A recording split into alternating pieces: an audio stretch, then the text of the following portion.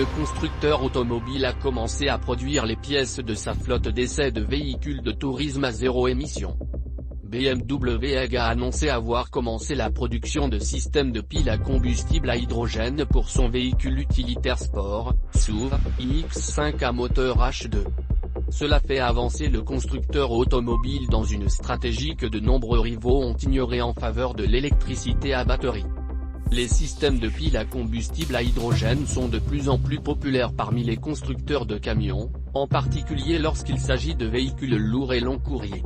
Cela dit, les voitures à hydrogène n'ont pas été aussi populaires parmi les constructeurs automobiles, dont la plupart à part Toyota et Hyundai ont plutôt choisi de se concentrer sur les véhicules électriques à batterie rechargeable. L'hydrogène deviendra plus pertinent dans la mobilité individuelle en raison de ses avantages, a déclaré Oliver Zipse, PDG de BMW, lors de l'événement d'ouverture du site de production de Munich. Les voitures à hydrogène sont pour nous la technologie idéale pour compléter les véhicules entièrement électriques à batterie. BMW est devenu le dernier constructeur automobile de luxe en Allemagne à développer des systèmes de piles à combustible à hydrogène. Mercedes avait étudié le H2 via son SUV GLC, mais il a cessé la production pour se concentrer uniquement sur les voitures électriques à batterie. Audi avait des plans pour une flotte d'essais alimentée par H2, mais a interrompu cet effort pour la même raison.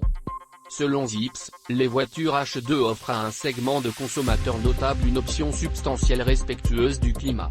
Il a estimé qu'entre 20 et 30% ne seraient pas adéquatement desservis par l'infrastructure de recharge électrique pour un véhicule entièrement électrique à batterie. Il a souligné spécifiquement les conducteurs qui doivent effectuer de longs trajets et qui traversent les régions rurales.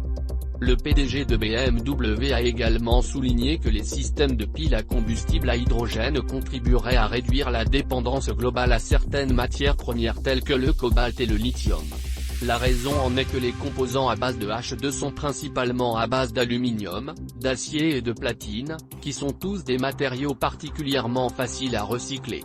De plus, même si les systèmes H2 impliquent toujours l'utilisation d'une batterie de secours, celle-ci ne représente qu'environ un dixième de la taille des unités utilisées dans les véhicules électriques à batterie qui ont une autonomie comparable.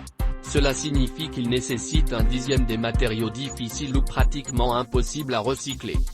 Merci de suivre Hydrogène Fuel News. Assurez-vous de cliquer sur s'abonner et de cliquer sur le lien dans la description pour obtenir nos e-books gratuits.